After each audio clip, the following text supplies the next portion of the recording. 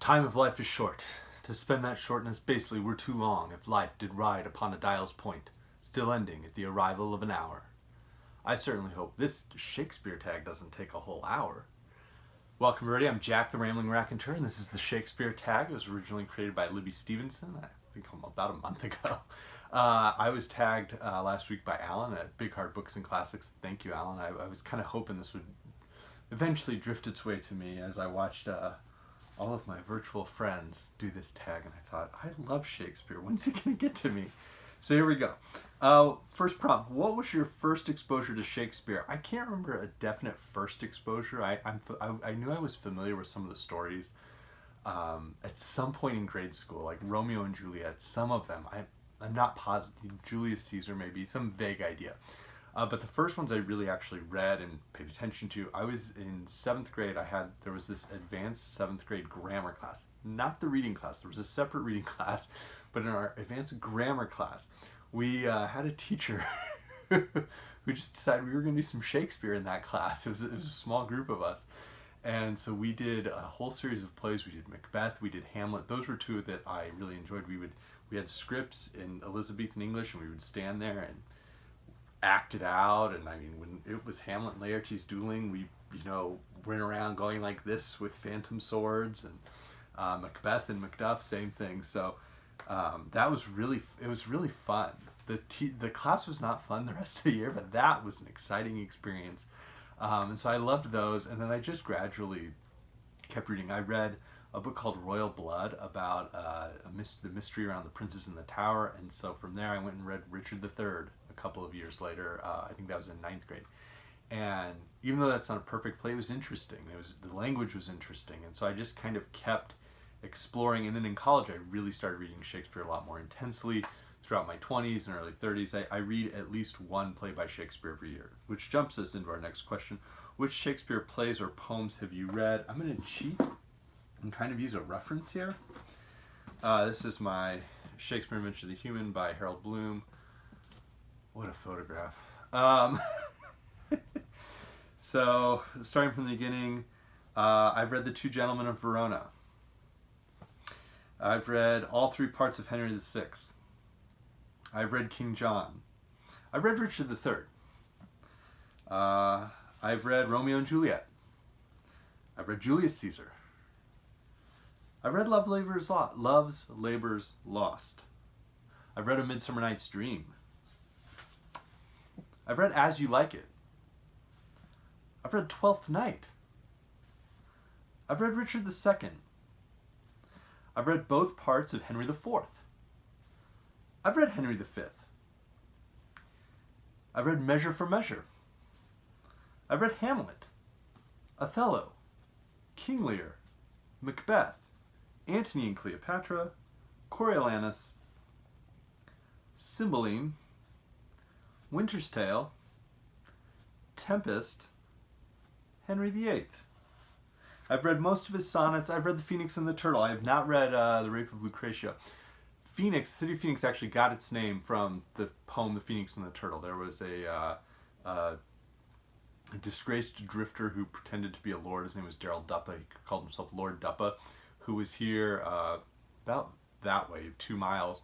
They were digging a trench that was had originally been an irrigation canal dug by the Hohokam hundreds of years earlier. And so this group was digging a trench there, and they got really hammered. They were trying to come up with a name for the town site. This was in the aftermath of the U.S. Civil War, so there were some from the north and some from the south, and they were arguing over the name, and Lord Duppa got absolutely hammered in the bonfire and just started reciting Shakespeare. He recited The Phoenix and the Turtle, and everybody went, that's a cool name. Lord Duppa's house actually still stands. Maybe one day I'll go do a quick video there. It's this slab adobe house a couple miles from my house, about 4 miles that way. So anyways, I've read that, Phoenix and Turtle. I really enjoy the sonnets as well. I won't talk about those in the tag. 3. Which have you seen on stage or in film? Well, so we performed Macbeth and King Lear, and I think we may have performed A Midsummer Night's Dream and Romeo and Juliet and Tragedy of Julius Caesar. We performed all of those in school, like in class. So maybe I should say we read all of those out loud, which was really fun. I've seen Twelfth Night Frank Lloyd Wright's winter place, winter architectural home, is Taliesin West, which he built a theater in there, and so periodically the Southwest Shakespeare Company does plays in that theater, and so my wife and father-in-law and I have gone and seen Twelfth Night there. It was very funny. Let's see, film. Throne of Blood. Great movie. It's an adaptation of Macbeth. I've seen Olivier's 3 films, so Hamlet, Henry V, Richard III. I really liked Richard III. I liked Hamlet quite a bit. I've seen most of Kenneth Branagh's films. Henry V is great. Hamlet is basically every line in the play, but still quite good. I have not seen Much Ado About Nothing. I've seen Ron, which is Kurosawa's sort of adaptation of King Lear, and is amazing. I've seen The Lion King, which I regard as an adaptation of Hamlet, and I like it a lot. I've seen 10 Things I Hate About You, Taming of the Shrew. I've seen a couple of versions of Othello, including the Orson Welles one, which has the blackface or charcoal face, whatever it is, but is a very eerie and weird film. Along with that, I've seen Chimes of Midnight, which I absolutely love. I've seen a couple of versions of Julius Caesar. I prefer the one with Brando and James Mason and John Gielgud, but I have seen one that had Charlton Heston as Mark Antony and Jason Robards, I believe, as Brutus. Anyways, that one was not as good, sadly. I've seen Titus with Anthony Hopkins, Julie Taymor. That was a wild film. Didn't make me want to read Titus Andronicus, but I've seen Titus. A couple of versions of Romeo and Juliet, including the Romeo plus Juliet. That was big in the 90s when I was in grade school. I've seen Shakespeare in Love, which is sort of, there's a lot of quotes in there. Do you have a favorite edition of the collected works? I do. My wife and I have the Collins Complete Works of William Shakespeare, which has a nice little introduction to each play written by different people. It has all the sonnets. It has Phoenix and the Turtle. So it has it's fantastic. And it kind of fits in your hand so you can read it. We have multiple copies because we can, act out the parts. I'm going to hopefully one day get a 3rd or 4th copy. And then with my kids, we can act out the parts. I don't know, Aspirations, family goals. Let's see. Prompt 5, favorite comedy. As You Like It. I absolutely love Rosalind. She is amazing. And The Forest of Arden just sounds fun. But I like many of the comedies. As You Like It is just, she's probably my favorite single character. And that kind of pushes that play up for me. Favorite history, Henry IV Part 1. And there's a couple of reasons for that. One is, and this came up when Alan Morton, the book traveler, was doing his video on Richard II. There's an interesting thing about Henry IV, the king, or Henry Bolingbroke in Richard II, where he's basically maybe kind of like Octavian in Antony and Cleopatra. He seems like a bureaucrat, like he's a middle manager or something. Maybe in another lifetime he could have been one of the regional managers for Dunder Mifflin or something, in the office. He doesn't get any of the good lines. Nobody seems to like him. You almost feel bad for the guy. And he's clearly competent on some level. He's just, he's not endearing. So you have him. You have Hotspur, who I've quoted at the beginning, and who is just nonsensical. You have Prince Hal, who evolves and is just such a full character across the different plays he's in. But then you have Falstaff, who is absolute dynamite. I kind of think of my father. This is a picture of my father as a weightlifter. Clearly, we got the same build. But he was a state champion weightlifter. He also, though, as part of that, abused some substances, and that ultimately created some serious pathologies for him. But reading Falstaff is kind of and the way he just will casually lie or just embellish things, and it's tragic to see that character, and it was tragic to see what happened to my father. He's no longer alive. But there are moments that can be very funny, that are sad to see what's happening, but the person also is a human who can be very funny and very clever and capable at times. So I always think of my father when I read Henry IV and Falstaff. I just love those plays. in Chimes at Midnight is an absolutely extraordinary adaptation. My favorite tragedy, Antony and Cleopatra, narrowly. I like almost all of the later great tragedies. I really do. It's hard to pick just one, but I think Antony and Cleopatra, it feels like Antony is on the I guess what I would say is Antony and Cleopatra feels like a mature version of Macbeth, where with Antony we kind of see this capable general, and we see his fall and disintegration. Like, what is it like when he's 5 years past his prime or 10 years past his prime? Whereas with Macbeth, it's just very abrupt.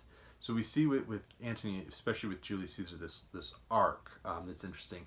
And Cleopatra is just this formidable personality. Her language just seems to be on another level. I love the way characters seem to listen to each other, listen to themselves. Like, there's this personality around them, and that really comes through in Antony and Cleopatra. And again, Octavian is capable. He just is not endearing. I'm going to go with a prompt 7A. My favorite problem play is Measure for Measure. Prompt 7C. My favorite romance is probably The Winter's Tale. I realize The Tempest is extraordinarily popular and respected. I haven't been able to get into it that way, so I'm going to go with The Winter's Tale. Prompt 8, your least favorite play. It's The Two Gentlemen of Verona, which just doesn't seem funny or interesting. Like, Proteus and Valentine are the worst. They seem like they belong on like an MTV show or something.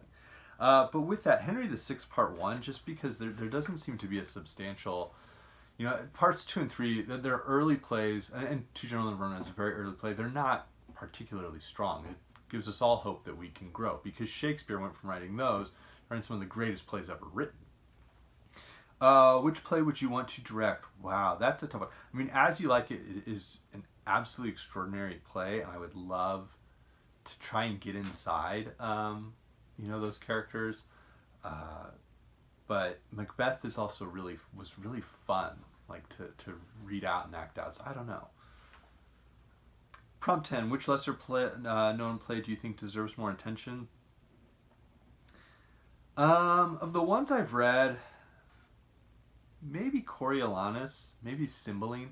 They've both interested me. I need to reread them. I don't necessarily know why I want to reread them, but I know that I do.